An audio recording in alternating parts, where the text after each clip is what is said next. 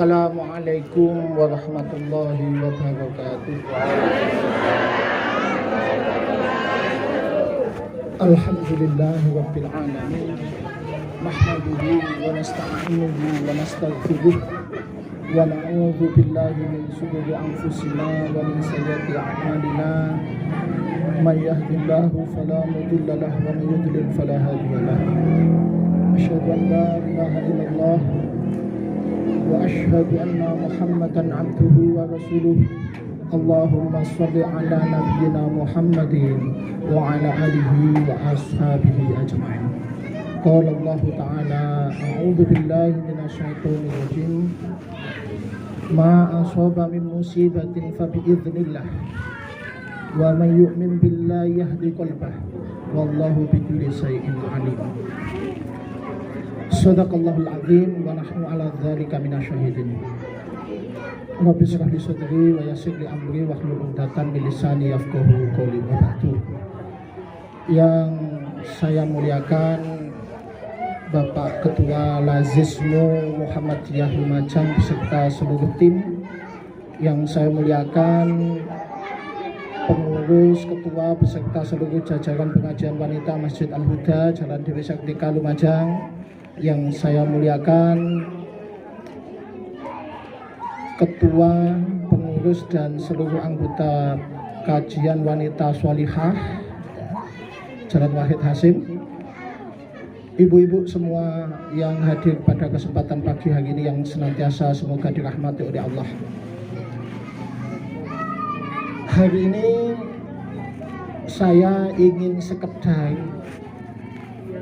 memberikan sudut pandang dari suatu sisi yang mestinya menjadi pemahaman kita sebagai orang beriman itu terhadap musibah. Musibah itu sesuatu yang pasti terjadi dalam hidup manusia itu.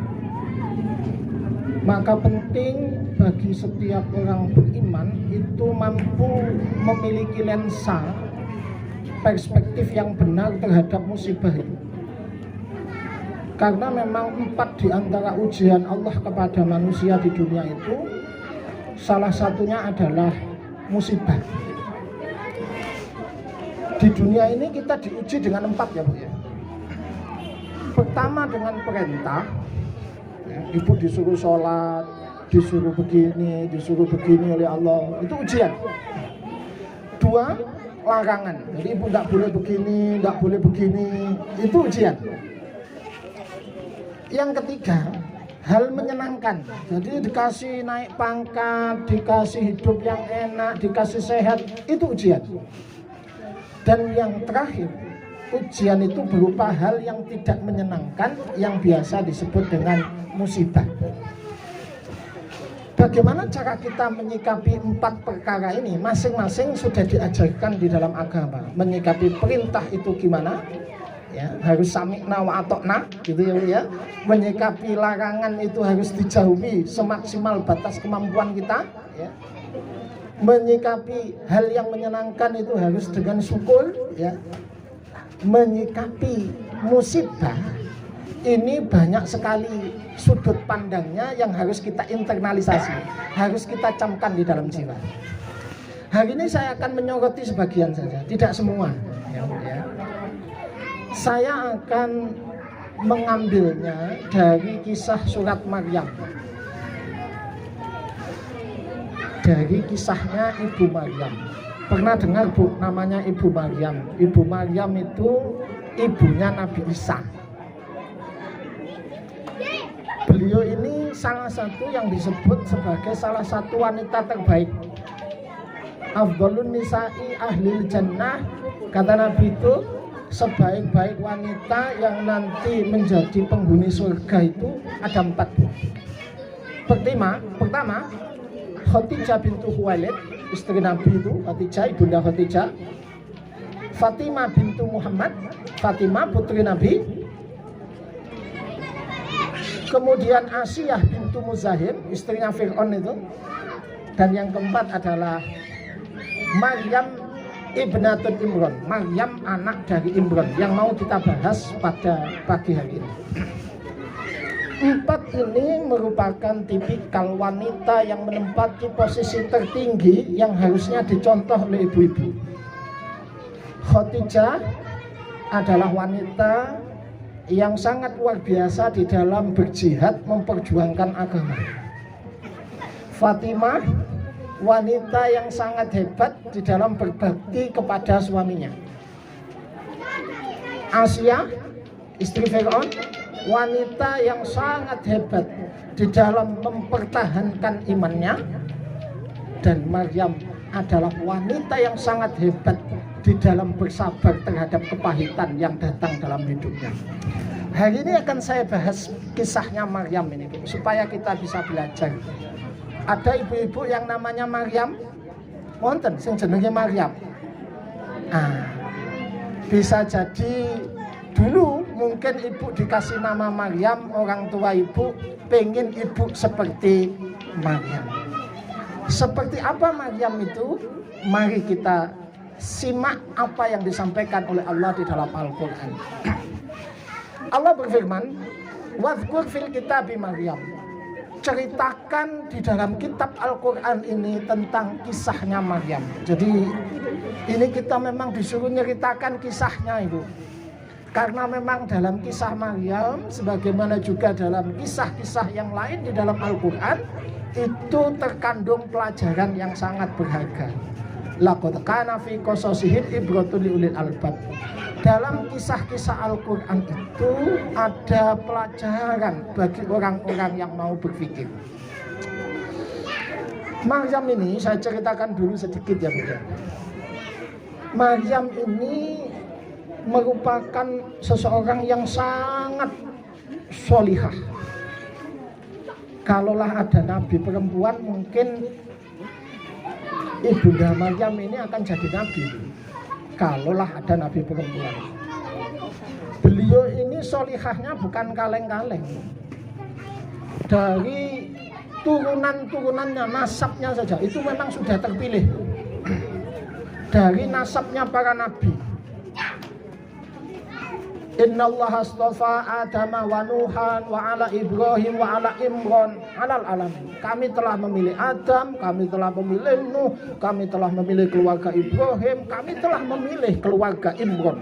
Ayahnya Maryam itu sebagai orang-orang terbaik di alam semesta ini. Allah sendiri yang menyatakan bahwa ayahnya Maryam itu sebagai salah satu orang yang terpilih. Bahkan ketika masih di dalam janin saja, ibunya itu sudah bernadar supaya Maryam ini didedikasikan sebagai ahli ibadah di Baitul Maqdis, Bu. Zaman itu ya. Idh qalat imra'atu Imran, ingatlah ketika istrinya Imran itu berkata, Rabbi ini nazartu laka ma fi batni muharraran. Ya Allah, aku telah menazarkan janin yang ada dalam perutmu ini untuk mengabdi kepada Engkau. Sejak lahir, Bu, tidak pernah nonton TV, tidak pernah main Facebook, tidak pernah pacaran.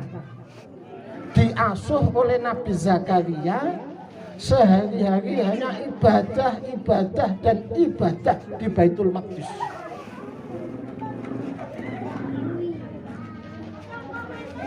Bahkan beliau itu tidak bergaul sama laki-laki.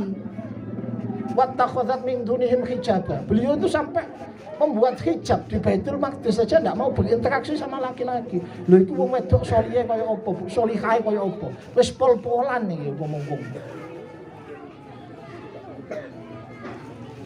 Bertahun-tahun Maryam itu hidup di Baitul Maqdis, tenang beribadah, mengabdi kepada Allah. Tapi suatu ketika Allah berkehendak untuk menghadirkan kepahitan di dalam hidup Maryam. Allah berkehendak mengutus malaikat Jibril memberitahu Maryam bahwasanya beliau akan hamil padahal tidak punya suami. Fa arsalna ilaiha ruhana fatamatsala laha basharan sawiyya. Kami utus malaikat kami kepada Maryam dalam wujud seorang lelaki yang sangat sempurna. Malaikat itu berkata di dalam Al-Quran itu, qala berkata malaikat itu, innama ana rasulullah, saya ini utusan Tuhanmu Maryam, li ahabalaki ghulaman zakiyah, untuk memberitahu kamu bahwa kamu nanti akan hamil dan punya anak. Kagetnya luar biasa Maryam. Bagaikan disambar petir di siang bolong. Selama ini hidup hanya di dalam masjid, tiba-tiba dapat kabar bahwa dirinya akan hamil. Bayangin Bu, wanita belum punya suami hamil, gimana reaksi masyarakat? Nggak usahlah zaman dulu, zaman sekarang saja di mana banyak anak gadis meteng iku. Sakjane saiki akeh meteng ya Bu ya. Iku ae nek ana arek meteng wong tuwa sak keluargane sak areke rasa-rasane lho Bu. Wis sudah ndak punya muka, rasanya dunia ini sudah gelap gulita. Saking malunya, saking hancurnya hidup itu. Bayangkan Maryam hidup di zaman itu. Dia keturunan Nabi, tinggalnya di masjid. Saat itu hampir semua masyarakat Bani Israel mengagung-agungkan Maryam sebagai perempuan hebat. Kalau zaman sekarang lah selebgram ya Bu ya. Waduh, selebgram. Dikagumi banyak orang itu. Gadis hebat gitu. Bayangin lalu tiba-tiba dia harus menanggung suatu fakta yang akan membuat dia malu di depan siapapun. Maryam waktu itu Bu berkata kepada malaikat, Qala berkata Maryam, anna yakunu li hulam, anna yakunu li hulam. Bagaimana saya bisa punya anak? Walam yamsasni basar, saya belum pernah disentuh laki-laki. Walam aku balia, dan aku bukan penzina, kata Maryam. Tapi kata malaikat berkata, kadzalik, seperti itulah yang memang dikehendaki Allah. Qala rabbiki huwa alayya hayyin, itu bagi Allah mudah. Walinaj'alahu ayatan linnasi wa rahmatan minna, kami memang mau menjadikan kejadian ini sebagai tanda bagi manusia sekaligus rahmat dari kami. Wa kana amrun maqdiya, dan ini sudah diputuskan, kamu tidak bisa lagi berbuat apa-apa.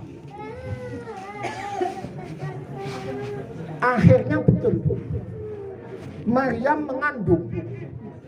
Ketika kandungan masih sebulan masih bisa disembunyikan.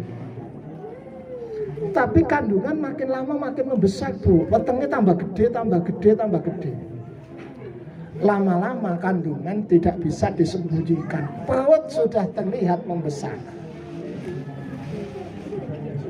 Kata alasan apa? Disantet wong. Tak bisa. Saat itu seluruh masyarakat heboh luar biasa. Caci maki dan tudingan tertuding semuanya kepada Maryam. Apalagi kaum Bani Israel ini kaumnya norak, lebay, nemen jahati. Nek ngilok-ngilokno wong iki wis nemen pol, wong nabi mawon dilok-ilokno. Napa maneh ada sebuah kasus yang menurut mereka aib dan layak untuk dijadikan komoditi bully. Jawa nggih Bu nggih? Oh nggih. Nggih ngentasi gombalan. Nggih. Sampeyan tutupno wis entasana gombalan wis. Nggih. Nggih. Ditutupno napa diteni? Tutupno nggih, tak tutupno ae wis. Ya. Sampun, saya lanjutkan. Maryam dicaci maki luar biasa. Wah, ternyata ini kamu ini bohong Maryam. Pura-pura tok kamu ini sok-sok jadi orang baik. Ternyata kamu ini palsu. Ternyata kamu gadis jahat. Ternyata kamu ini mesum. Oh, binal kamu, open BO ternyata kamu itu. Itu Bu. Mbok ngerti apa ndak mungkin open BO ya. Orang Lumajang ngerti ya, open BO. Siapa ini? Perbuatan siapa ini? Waduh Bu, Maryam dilempari batu, dicaci maki, ya. diusir dari Baitul Maqdis yang selama ini sejak kecil, sejak bayi menjadi tempat tinggalnya. Diusir Maryam. Nah, pergi kamu dari sini. Yang kira nih, kena tidak cocok kamu itu. Ini tempat suci nih Baitul Maqdis ini. Jangan dikotori dengan perbuatan mesum. Kamu berbuat zina bukannya di luar, bukan di gerdu, bukan di hotel, malah di Baitul Maqdis, tempat suci kita. Maryam dicaci maki, dilempari batu, Bu. Hanya bisa nangis. Mau menjelaskan bagaimana? Orang diceritani, aku meteng dewe, malaikat teko. Aku ndak ada orang percaya. Den diono meteng dewe dono lanangi, ya. Ya makanya nih Bu meteng ono bojone enak sampai ono ibarat bojone tenang wong meteng ono sing lanang. Nek sampai wong meteng dono sing lanang ya bukan susah luar biasa, Bu. Dan inilah yang terjadi pada Maryam, Bu. Dia terusir dari Baitul Maqdis. Akhirnya, Bu, karena dimusuhi masyarakat, dia ini, Bu, harus pergi ke tempat sejauh-jauhnya. Tahu Ibu pergi kemana? Ke Bethlehem. Dari Yerusalem itu harus pindah ke kota lain. Di Bethlehem itu jauh sekali. Sik kok ono angkot, ono gojek ya, Bu ya. Ono becak loh, Bu. Harus melaku dalam keadaan hamil besar, menyeret-nyeret langkah sambil nangis di tengah jalan dilempari batu. Harus pergi ratusan kilometer, Bu, dari Yerusalem ke Bethlehem karena diusir masyarakat. Bayangkan, Bu, betapa besar penderitaannya Maryam waktu itu. Nggak bisa kita bayangkan itu.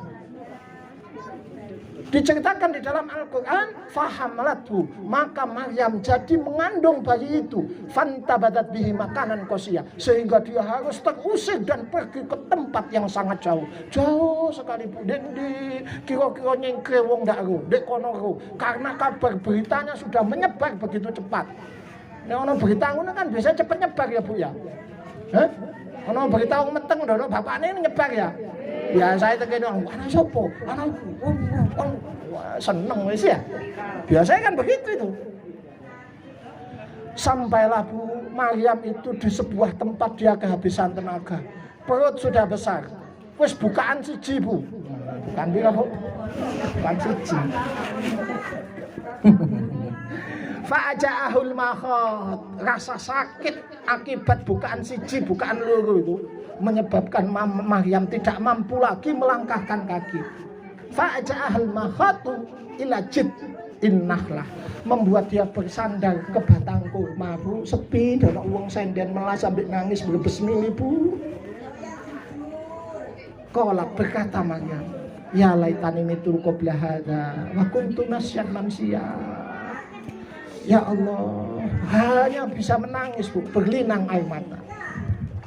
Saat itulah tiba-tiba malaikat lalu datang, Bu. Fanadathu min tahtiha, dipanggil oleh malaikat dari arah bawah. Ala tazani, ojo susah Maryam, jangan rabbuki tahtaki syariah. Allah sudah menjadikan di bawahmu itu ada sungai. Ojo mikir mangan wis, itu air, ngombe banyu, Bu.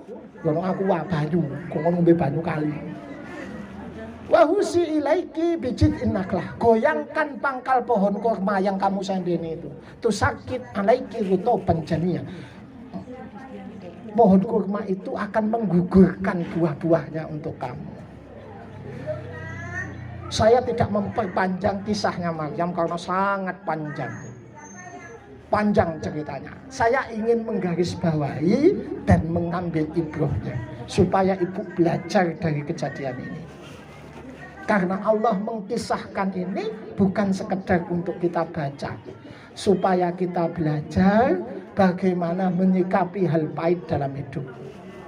Hal pertama yang harus ibu pahami dari kisah ini, musibah itu, Bu, pasti akan menimpa siapa saja.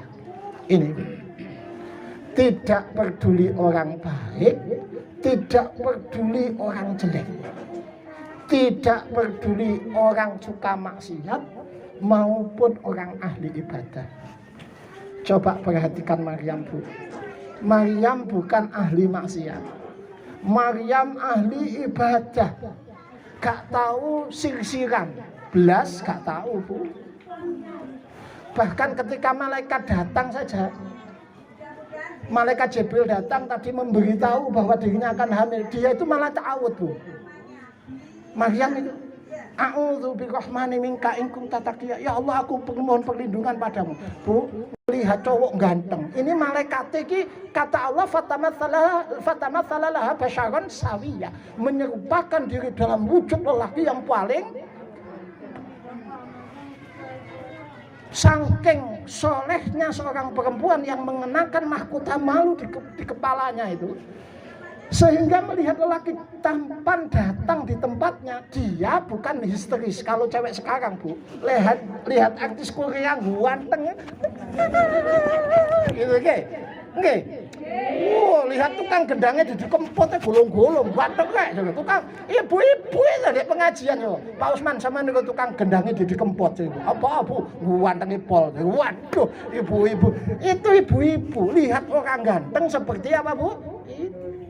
Dan ini yang muncul di hadapan Maryam, bukan ganteng-ganteng serigala, Bu. Tapi ganteng-ganteng malah hebat, tidak main-main. Tapi apa kata Maryam? A'udzu birrahmani minka. Saking soleh wong wedok. Tapi apa yang terjadi, Bu? Maryam harus menerima kepahitan dalam hidupnya. Hilang harkat martabatnya, dicaci masih manusia, kehilangan tempat tinggalnya, terusir dari Yerusalem, harus jadi orang terusir, melangkahkan kaki entah kemana, jadi tunawisma. Bu, itulah musibah. Hal pertama yang harus kita pahami sebagai muslim, musibah itu pasti akan menimpa siapa saja. Supaya kita sadar dan tidak membandingkan diri dengan orang lain, Bu. Seringkali kalau orang kena musibah, itu kemudian dia mengutuki nasib. Duh, kok temen-temen yo awak yo koyok ngene rek. Nah, gitu. Padahal bukan dirinya saja yang mendapat musibah itu. Dore, padahal awak ya wis ibadah, awak wis nglakoni bener kok sampai ngene. Jangankan sampean, Maryam yang begitu soleh saja harus menanggung kepahitan hidup. Bahkan nabi-nabi pun harus menanggung kepahitan hidup. Nabi Ayub, Bu, itu nabi, Bu, harus kena musibah. Anaknya hilang, matanya sampai buta karena saking sedihnya nangis. 30 tahun anaknya hilang. Wabiyadat inahu minal husn. Nangis, matanya hilang sampai hilang. Tinggal anak hilang. Niku Nabi Ayub 18 tahun diuji dengan sakit. Nabi Muhammad diuji dengan kehilangan segala-galanya, diuji dengan kehilangan putrinya yang ketika hijrah ditombak oleh Habar bin Aswad dan seterusnya. Yusuf yang masih kecil pun diuji oleh Allah, harus menanggung kepahitan hidup, dibuang oleh saudara-saudaranya, harus masuk penjara, difitnah dan seterusnya.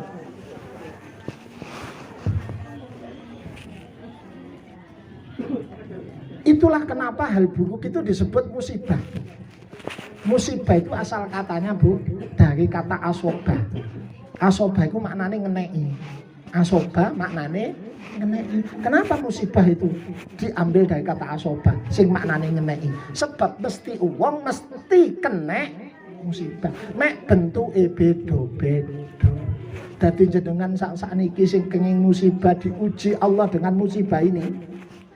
Jangan menyalahkan nasib, jangan merutuki Allah. Rumongso Allah kok teman-teman yo Gusti Allah iki yo.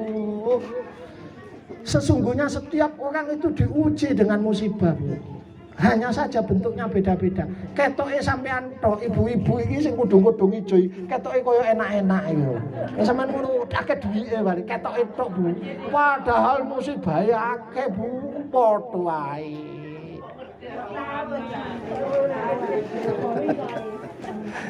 Karena Al-Quran memang mengatakan, tadi bilang Pak Usman kok tahu kalau saya kena musibah? Karena Allah sudah menyatakan kullu nafsin dha'iqatul maut wa nabluukum bisyarri wal khairi fitnah wa ilaina turja'un. Setiap yang bernyawa pasti mati, dan aku uji dengan hal yang menyenangkan maupun yang menyedihkan sebagai ujian.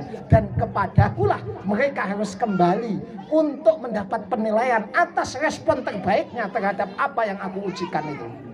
Nek Allah mengatakan kullu nafsin dha'iqatul maut, saben-saben nyawa bakal mati lan diuji. Mongko niki sing ben-ben ana nyawane sing padha ngijo klambi putih, niki nggih mesti diuji. Apa maneh ngaku wanita soli? Waduh. Surat Al-Ankabut ayat 2. Afa hasiban nasu ayyutraku ayyaqulu amanna wa hum la yuftanun. Apa menungso menyangka mengatakan kami iman, kami soleha, terus tidak diuji. Oh lah kok enak jadi Gusti Allah. Siapa yang ngaku beriman, apa mana sampai ngaku solihah, pasti diuji. Mungkin ujiannya bukan musibah, mungkin malah ujiannya dunia brono bu, diparingi bayaran, diparingi pensiun, diparingi sehat, digawe opo sehati, digawe opo dunyane, opo digawe bantu dulu kan sing kesusahan apa mboten. Banyak orang diuji dengan musibah itu lolos, diuji dengan kemewahan dan kehidupan yang berlimpah justru tidak lolos. Jangan salah itu.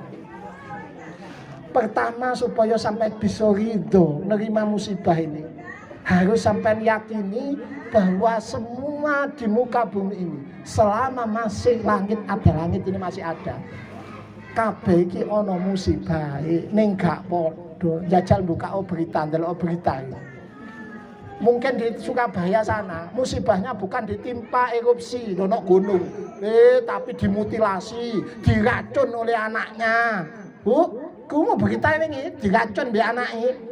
Apa duduk musibah? Mati kejet-kejet diracun ini, sing racun anaknya. Ya Allah, dimutilasi suaminya sendiri. Ya Allah. Jadi jangan pernah berpikir kita akan lepas dari musibah. Allah sudah menyatakan bahkan sebelum 50.000 tahun dunia diciptakan, kejadian sampean harus pindah dari kediaman sampean itu sudah ditulis oleh Allah. Kataballahu maqadiril khalaiq, kami sudah menetapkan takdir makhluk itu di khamsina alfasana, 50.000 tahun sebelum diciptakan dunia. Kenapa Allah menimpakan musibah ini, Pak? Mungkin sampean tanya begitu. Pertama tadi saya katakan sebagai ujian, yang kedua juga sebagai takdir, didik jenengan. Di dalam surat Al-Hadid ayat 22-23 Allah menyatakan, ma asoba min musibatin fil ardi wala fi anfusikum. Tidaklah musibah yang ada di muka bumi, gempa, tanah longsor, gunung, angin puting beliung, erupsi gunung, wala fi anfusikum, maupun musibah yang ada pada dirimu, dibegal uang, dibancok uang, usaha bangkrut, bojone minggat, dipek pelakor, anaknya mati, dikek penyakit. Illa fi kitab, sudah berada di dalam catatan. Ma asaba min musibatin fil ardi wala fi anfusikum illa fi kitabin min qabli an nabraha. Sebelum kejadian itu kami jadikan, kami wujudkan, kejadian itu sudah ada dalam catatan. Likaila taksu, ya. Innallaha ala inna dzalika 'ala Allah yasir. Perkara seperti ini bagi Allah itu sangat mudah. Likaila taksu ala ma fatakum wala tafrahu bima atakum, supaya kamu itu, kata Allah, dikasih musibah itu Bu, bentuk takdirnya, supaya jenengan tidak terlalu bersedih terhadap apa yang menimpa dirimu dan tidak terlalu gembira terhadap apa yang kamu terima dari karunia dalam hidup. Tiang Bu ndak tahu dikei loro, sombongi masalah. Tiang ndak tahu dikei rugi dagange bangkrut, sombonge masalah. Mongko Gusti Allah paring takdir, didikan, pendidikan. Iki lho, kowe kudu sadar nek kowe ku lemah, tergantung pada zat yang lebih kuat, aku. Tiang ndak tahu dikai loro, akhirnya kok Fir'aun Bu. Fir'aun gak tahu loro. Akhirnya yang ngono, sombong ngono. Iya. Jadi wong nek dikai sugih terus waduh Bu. Lali adigang adi sapa sira sapa ingsun. Lupa bahwa mengira apa yang dia punya itu miliknya. Nek ndak tahu dikai musibah, akhirnya kan lali. Nek apa sing diduweni iki rumangsane wae. Iki omahku. Iki bojo. Iki duit. Iki sepeda motor. Itu milik sampean apa bukan? Dudu. Kapan sampean duwe? Wong sampean lahir duwe teng donya muda blecet gak gawa sepeda motor, gak gawa sawah, gak gawa tegal, gak gawa klambi, lahir telanjang dan mati tidak membawa apa-apa itu. Sampean diingatkan lagi Bu, ketika semua yang sampean punya kadang diambil oleh Allah, supaya sampean eling nek iku kabeh dudu weke sampean. Sebab nek mboten dididik ngoten Bu, sampean didik-didik rumangsane ngomong iku dhuwitku, iku sawahku, iku dunya. Padahal duduk. Nih, hal pertama. Diingat-ingat Bu, pertama yang pulang dari sini nanti jangan merutuki nasib, karena setiap dari kita yang bernyawa pasti menerima ujian, termasuk musibah. Yang kedua, harus kita ingat Bu, bahwa hidup ini tidak selamanya sesuai yang kita inginkan. Jenengan ini mungkin pengennya tidak mengalami seperti ini.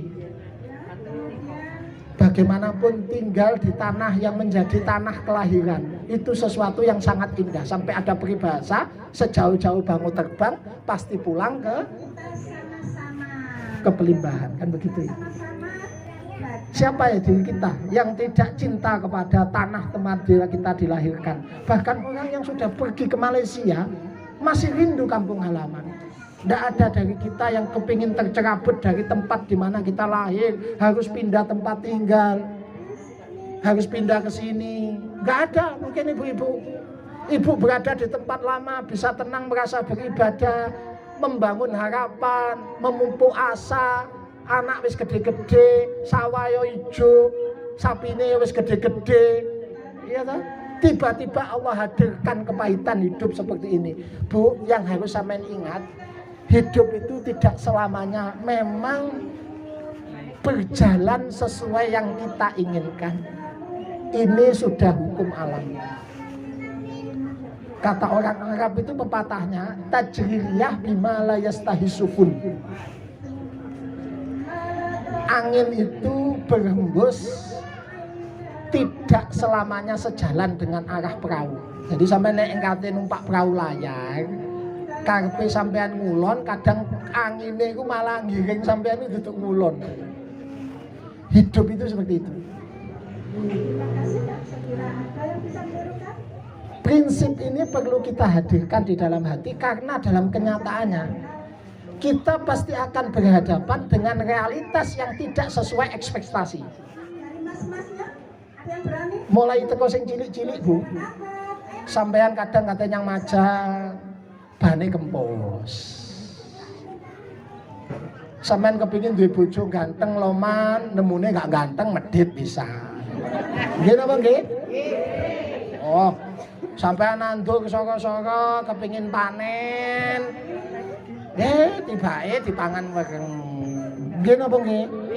Hidup itu memang akan seperti itu. Ini yang harus kita sadari. Ini yang hal kedua yang harus sampean pelajari dari Maryam tadi. Perhatikan Bu, Maryam pun tidak ingin Bu pergi meninggalkan Baitul Maqdis di Yerusalem. Dia harus pindah ke Bethlehem, terusir seperti itu, dia tidak ingin. Tapi siapa kita? Kita ini siapa? Hidup ini memang sunatullahnya seperti itu.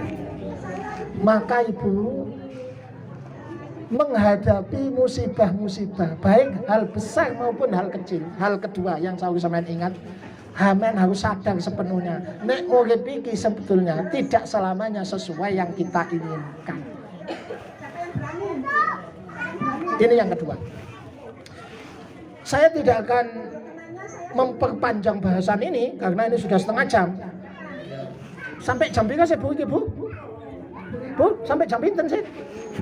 Hah? Kurang berapa menit lagi? Engko nek kesuwen kok pas ngedolimi aku. Jam pinten?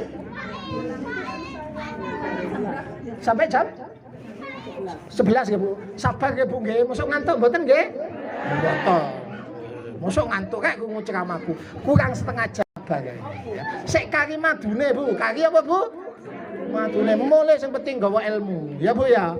Lho ngene iki ilmu, sampean sing nomor loro mau prakno. Kesuk duwe ilang, jane kepengin kate mantu tiba-tiba duwe ilang. Eling ngomongnya Pak Usman. Iya kek hidup itu tidak selamanya sesuai yang kita inginkan. Tajriya bima ya sabar. Ngoten nggih? Sak pitulute. Siji loro dieling-eling. Saya tidak akan membahas panjang lebar. Saya ingin menggarisbawahi lagi. Pak Usman, sakjane aku saiki dengan kejadian yang saat ini saya alami, saya itu harus apa? Pertama, jadikan kejadian yang kita alami ini maupun kejadian buruk yang akan datang, yang pasti akan menimpa kita, walaupun skalanya tidak sebesar ini, sebagai jalan, sebagai wasilah untuk meraih derajat tinggi di hadapan Allah, pahala yang besar dengan melakukan ibadah terbaik. Apa maksudnya ibadah terbaik yang dimaksud Pak Usman itu? Ibadah terbaik yang mungkin selama ini kita lupakan. Ridho kepada ketetapan Allah dan berprasangka baik. Ridho kepada ketetapan Allah itu penting Bu. Sampai Nabi mengatakan jangan sampai kamu mati dalam keadaan tidak ridho kepada ketetapan Allah. Berprasangka baik itu juga merupakan ibadah yang tertinggi.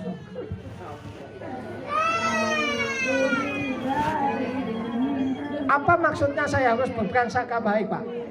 Yakinlah Bu, di balik semua musibah yang menimpa jenengan hari ini ada sisi baik yang pasti disiapkan Allah untuk sampean.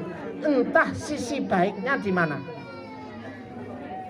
Jadi di dalam sisi buruk yang menimpa kita itu sebetulnya ada sisi baik Bu. Cuma karena pengetahuan kita yang terbatas atas perkara gaib, kita tidak akan mampu mencerna skenario apa yang disiapkan Allah di dalam kebaikan itu. Blessing in disguise misalnya ya, berkat tersembunyi. Pelajaran ini Bu, bisa kita dapati di dalam surat Kahfi. Kisahnya Nabi Khidir. Nabi Khidir itu ketika ngajari Nabi Musa ilmu, tidak diajari dengan ceramah, tapi diajak jalan. Di tengah jalan, Nabi Musa, Nabi Khidir itu melubangi perahu. Perahu dibolongi. Saat itu Nabi Musa protes, "Akhirok tahan, laqad ji'ta syai'an imran." Kok perahunya dilubangi? Ini kan perbuatan tidak benar. Perbuatan perahunya orang miskin kok dilubangi.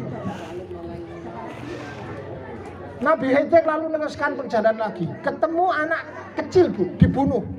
Saat itu Nabi Musa protes lagi.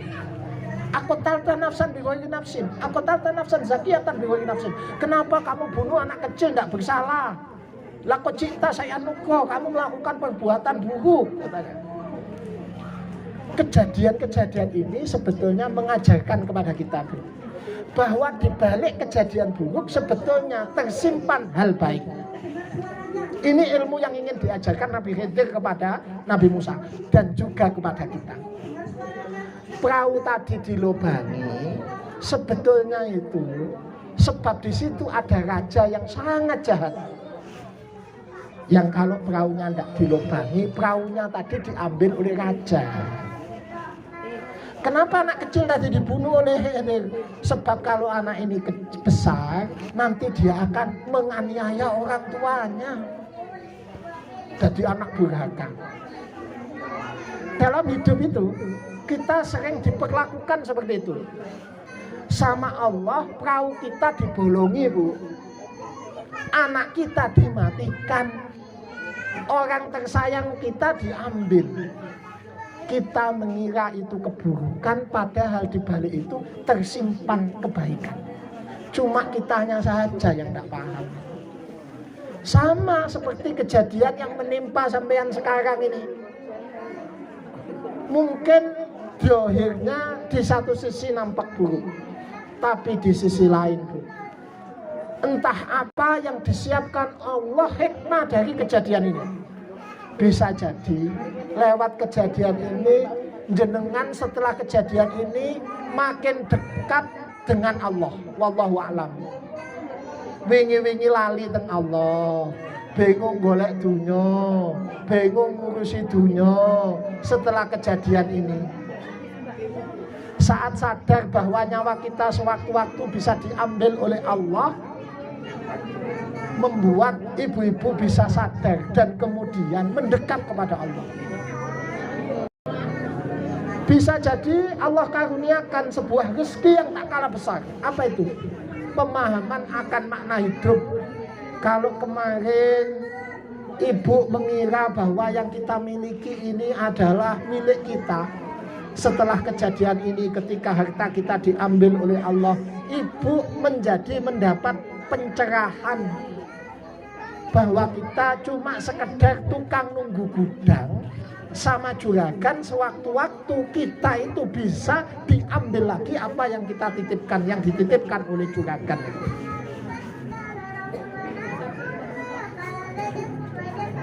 Pemahaman seperti itu, dekat kembali dengan Allah.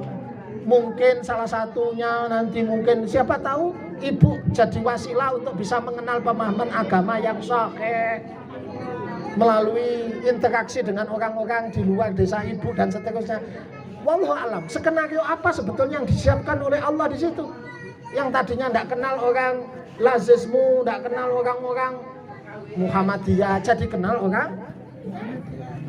Wallahu alam. Entah skenario apa.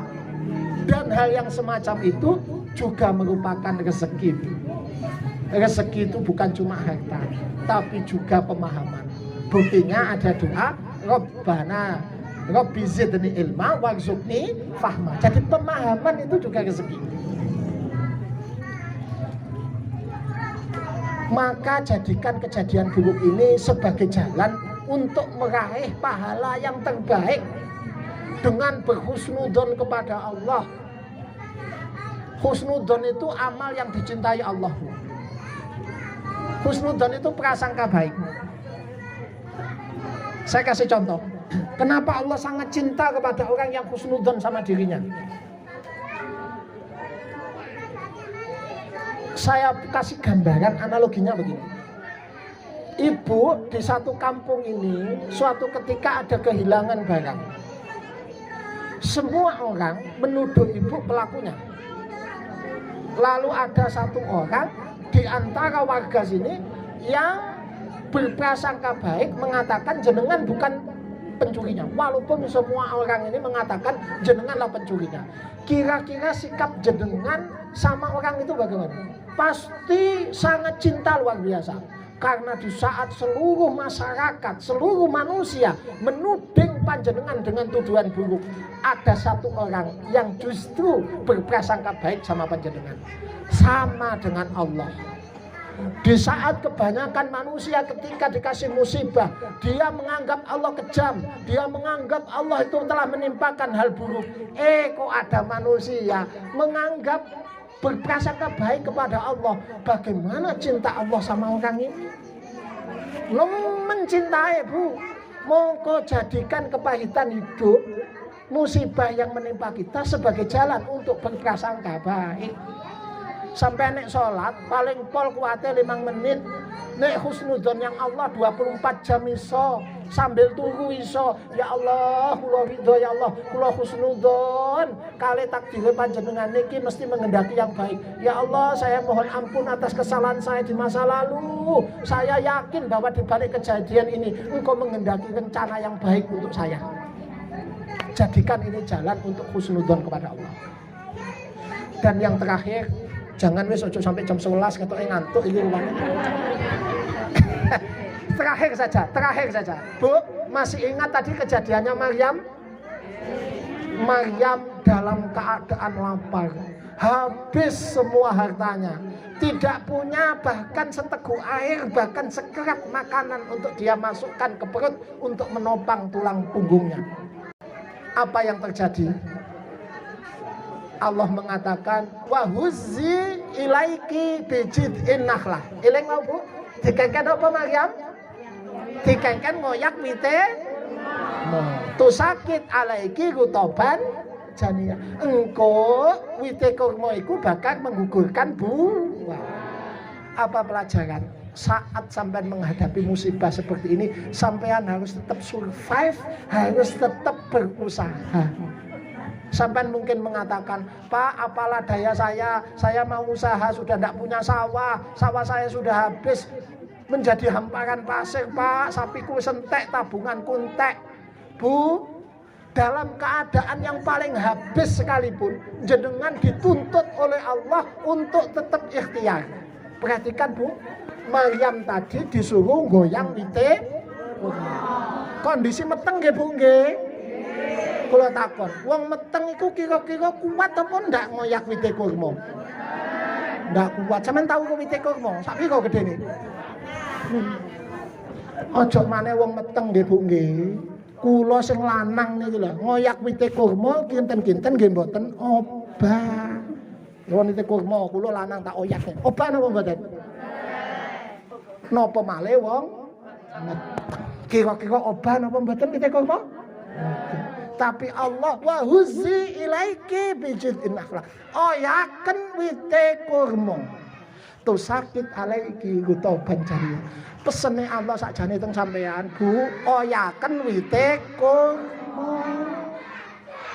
Maksudnya dalam kondisi seperti itu sampean mboten nangsal duduk berpangku tangan, putus asa, habis harapan, bah wis jangan. Oyaken wite ndi kurmane ndono Pak, iku gambaran. Nggih Bu nggih? Secara logika, wite kurma dioyak iku gak iso gogok Bu, wong sing ngoyak wong meteng. Tapi Allah lah yang akan menggugurkan buah-buah itu. Semanten ugi sampean saiki nek nang logika, ya opo saya bangkit lagi Pak, wong dunyaku wis entek sawah setengah hektar wis entek, sapi wis entek, aku iki mulai nol maneh. Gak apa-apa. Oyaken wite kurma. Insyaallah gogrok woi. Nggih Bu nggih? Sing penting husnudzon, tetap semangat, tetap optimis. Jangan diam, jangan pasrah, jangan putus asa. Sampai anek meneng, Allah tidak suka. Karena kita tetap dituntut oleh Allah untuk melakukan sesuatu. Ingat ini Bu. Bahkan Nabi Musa saja ketika minta air Bu. Wa idistasqa Musa liqaumi faqulna dribi asokal hajar. Ketika Musa minta air, Allah bilang sama Musa, Musa, pukulkan tongkatmu itu ke arah batu. Gusti Allah niku ngongkon Nabi Musa ngepuk watu kali tongkate. Nabi Musa niku njaluk banyu, pole kaum niku gak nemu banyu, ngelak Bu di padang pasir. Sakjane itu apa susahnya buat Allah untuk memunculkan mata air? Kenapa Nabi Musa kok sik di lereng ngepruk watu nggih? Sakjane kan ya Allah, kaumku kehausan, aku minta air. Langsung Allah, kun fayakun, jebul banyu. Saged apa baget? Lah niku ki saya beri hajar niku kan langsung apa Bu? Muncul banyu. Lah kalau Allah mau sebetulnya Bu, ketika Nabi Musa minta air kan langsung dimunculno air, tapi Allah tidak. Fakul nadri bi asokal hajar. Pukul dulu tongkat itu ke arah apa Bu? Batu. Tegese sampean nek kepengin njaluk rezeki, njaluk kembali pulih lagi kehidupan finansial dan ekonomi sampean, iso mondokno anak, iso nyekolahno anak, ya iso nyeleng-nyelengi. Sampean jangan putus asa, ojo meneng, ojo diam. Pukul dengan tongkat. Oyaken wite. Sebab hidup di dunia dituntut seperti itu. Niku mawon, ojo maneh rezeki sing kudu sampean goleki. Rezeki sing wis nyanding teng ngarepe sampean. Niki lha wis rezeki nyanding to, wis sampean dep ning kotane. sampean menengo ae kok. Kira-kira jajan niku miber dhewe mlebu ngene napa mboten? Tetap tangan kita harus digerakkan untuk mengambil kue ini, kita gerakkan masuk ke mulut kita. Coba mungkin menengo. Niku wis jatahe sampean niku. Niki lho, lha wis jatahe sampean niki. Jajan-jajan mosok kate dijaluk maneh tapi wong-wong enggak. Tapi menengo nggih sampean ngene nggih. Sampai engko mbok nganti jam 5. Kula jamin niku jajan ndak ira miber dhewe mlebu teng mulut. Sampean harus membuka, tangan ini harus bergerak. Ngambil kue dimasukkan ke dalam hidup seperti itu. Nggih, kudu muluk, kudu gelem obah. Saya kira ini mudah-mudahan sedikit yang saya sampaikan iso dadi sangu. Nggih nyepunten duduk sakjane duduk nuturi jenengan, duduk ya, tapi ya mudah-mudahan ini bisa meringankan, membentuk optimisme lagi. Sabar dalam menerima apa yang sudah ditetapkan Allah ini, karena di antara pintu surga yang 8 iki Bu, pintu sing wong ndak sesek-sesekan iki pintu sabar. Nggih, lawange swarga wonten pinten Bu? 8. Nek lawang neraka wonten 7. Lah di antara pintu surga yang 8 ini sing gak sesek-sesekan rasane pintu sabar. Nek pintu sembayang iso kalah sampean mbek golongane ibu-ibu iki. Mungkin ya. Pintu poso niki baik poso Daud, poso Senin Kemis niki, nggih, poso Ayamul Bid. Tapi sampean bisa masuk dari pintu yang jarang orang mampu menempuhnya dan sanggup menempuhnya. Pintu apa iku jenenge, Bu? Pintu sabar. Nek teko pintu sedekah, sampean mungkin kalah mbek ibu-ibu sing punya harta yang banyak. Tapi sampean bisa menempuh pintu yang jarang manusia mampu melewatinya maupun sanggup menempuhnya. Ya niku pintu sabar. Apapun penderitaan kita di dunia tentu tetap tidak sebanding Bu saat sampean menginjakkan kaki di pintu surga. Semua penderitaan yang sampean alami di dunia sama sekali tidak sebanding. Kita akan diberi dengan karunia yang tidak pernah dilihat oleh mata, didengar oleh telinga, dan tidak pernah terpikir dalam hati manusia. Apapun yang diambil dari sampean hari ini, orang yang sampean kasihi, harta benda sampean, rumah tinggal sampean, kecintaan kepada kampung dan tanah kelahiran, masih sedikit dibanding nanti apa yang Allah akan berikan kepada kita. Muga-muga saged sabar. Kula melu mek iso ndongakno ya Bu ya. Tak dongakno ibu-ibu sampean kabeh iso sabar. Ngoten nggih Bu nggih. Wis saya tutup nggih dengan doa nggih Bu nggih. Monggo Pak Catet. Oh sampun nggih. Tutup doa nggih Bu nggih. Sedungane niku termasuk sing sampean waca nek sembahyang subuh nek kunut niku barang wonten Bu. Nah, makane kok tak elingno, tak wacana titik ben sampean kok ya eling. Biasane kunut ya mek kunut-kunut tok mbuh isine ya kan ngono nggih. Ampun tak waca titik ben paham. A'udzubillahi minasyaitonir rajim. Bismillahirrahmanirrahim. Hamdan yuafi wa yukafi mazidah. Ya Rabbana walakal hamdu kama yanbaghi li jalali wajhika karimi azimi sultanik. Allahumma shalli ala nabiyyina Muhammadin wa ala alihi wa ashabihi ajma'in. Rabbana zalamna anfusana wa illam taghfir lana wa tarhamna lanakunanna minal khasirin. Ya Allah, ampuni kami, kasihani kami. Selama ini kami telah mendolimi diri kami sendiri. Jika Engkau tidak mengampuni kami, kami tentu termasuk orang-orang yang rugi. Allahumma fir lana wali walidaina warhamhuma kama rabbayana shighara. Ampuni kami, ampuni kedua orang tua kami, ayah ibu kami yang telah mendidik dan membesarkan kami, yang belum kami sempat balas budinya. Ya Allah, kasihani mereka sebagaimana mereka mengasihani kami ketika kami masih kecil. Allahumma ajurna fi musibatana wa akhlif lana khairan minha. Ya Allah, beri kami balasan, kesabaran atas semua musibah yang menimpa kami. Beri kami ganti yang lebih baik melalui karunia-Mu. Allahumma ja'alna minas sabirin wa ja'alna min ibadikas sholihin. Jadikan kami orang-orang yang termasuk orang-orang yang sabar dari hamba-hamba-Mu yang soleh. Ya Allah, Allahumma dfa'annal ghala wal bala wal waba wal fakhsha wal munkar wal usufa mukhtalifa wa syada'idha wal mihan ma dhahara minha wa ma batan fi baladina hadha khasah wa min butanil muslimin ammah innaka ala kulli syai'in qadir. Ya Allah, hindarkan dari kami bala, bencana, wabah, musibah, perselisihan, keburukan, kekejaman ya Allah, baik yang nampak maupun yang terang-terangan, khususnya di wilayah kami maupun di wilayah kaum muslimin pada umumnya ya Allah. Sesungguhnya Engkau berkuasa atas setiap sesuatu. Allahumma hdina fiman hadait, beri kami bimbingan sebagaimana Engkau orang-orang yang telah Engkau beri bimbingan. Wa'afina fiman afait, beri kami keselamatan sebagaimana orang-orang yang telah Engkau beri keselamatan. Wa tawallana fiman tawallait, beri kami perlindungan sebagaimana orang-orang yang telah Engkau beri perlindungan. Wakina birahmatika syarra ma qadait, lindungi kami dari keburukan apapun yang telah Engkau tetapkan ya Allah. Allahumma ya Allah, Rabbana anzilna munzalan mubarakan wa anta khairul munzalin. Tempatkan kami di tempat yang baik ini ya Allah. Engkau lah zat yang maha memberi tempat. Allahumma ja'al hadhil qaryah aminatan mubarakan. Jadikan tempat kami yang baru ini, yang kami tinggali ini sebagai tempat yang aman dan penuh berkah. Rabbana atina fid dunya hasanah wa fil akhirati hasanah wa qina adzabannar. Subhana rabbika rabbil izzati amma yasifun wa salamun alal mursalin walhamdulillahi rabbil alamin. Usikum wa nafsi bi taqwallah. Saya menasihati diri sendiri di samping menasihati panjenengan. Assalamualaikum warahmatullahi wabarakatuh.